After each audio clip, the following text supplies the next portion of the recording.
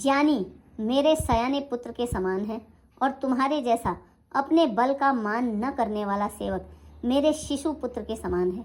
मेरे सेवक को केवल मेरा ही बल रहता है और ज्ञानी को अपना बल होता है, पर काम क्रोध रूपी शत्रु तो दोनों के लिए हैं।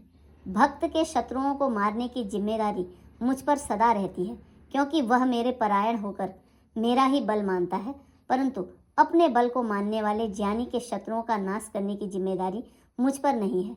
ऐसा विचार कर पंडितजन अर्थात बुद्धिमान लोग मुझको ही भजते हैं। वे ज्ञान प्राप्त होने पर भी भक्ति को नहीं छोड़ते। काम, क्रोध, लोभ और मद आदि अज्ञान की प्रबल सेना है।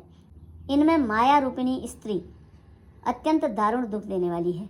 हे मुनि सुनो, पुराण, वेद और संत कहते हैं कि मोह रूपी वन को विकसित करने के लिए स्त्री वसंत ऋतु के समान है। जब तब नियम रूपी संपूर्ण जल के स्थानों को स्त्री ग्रीष्म रूप होकर सर्वथा सोख लेती है। काम, क्रोध, मद और मत्सर अर्थात डाह आदि मेढक हैं।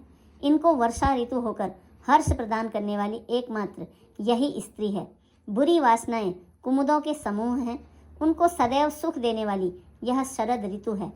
समस्त धर्म कमलों के झुंड हैं। यह नीच विषयजन्य सुख देने वाली स्त्री हिम ऋतु होकर उन्हें जला डालती है।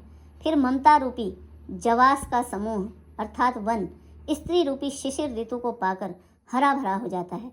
पाप रूपी उल्लुओं के समूह के लिए यह स्त्री सुख देने वाली घोर अंधकारमयी रात्रि है। बुद्धि, बल, शील और सत्य ये सब मछलियां हैं और उनको फंसाकर नष्ट करने के लिए स्त्री बंसी के समान है। चतुर पुरुष ऐसा कहते हैं। युवती स्त्री अवगुणों की मूल, पीड़ा देने वाली और सब दुखों की खान है।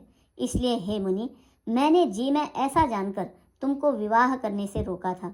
श्री रघुनाथ जी के सुंदर वचन सुनकर मुनि का शरीर पुलकित हो गया और नेत्र प्रेमाश्रुओं के जल से भर आए। वे मन ही मन कहने लगे, कहो तो किस प्रभु की ऐसी रीति है जिसका सेवक पर इतना ममत्व और प्रेम हो। जो मनुष्य भ्रम को त्याग कर ऐसे प्रभु को नहीं भजते वे ज्ञान के कंगाल, दुर्बुद्धि और अभागे हैं। फिर नारद मुनि आदर सहित बोले, हे विज्ञान विशारद श्री राम जी, सुनिए। हे रघुवीर, जन्म मरण के भय का नाश करने वाले मेरे नाथ, अब कृपा कर संतों के लक्षण कहिए।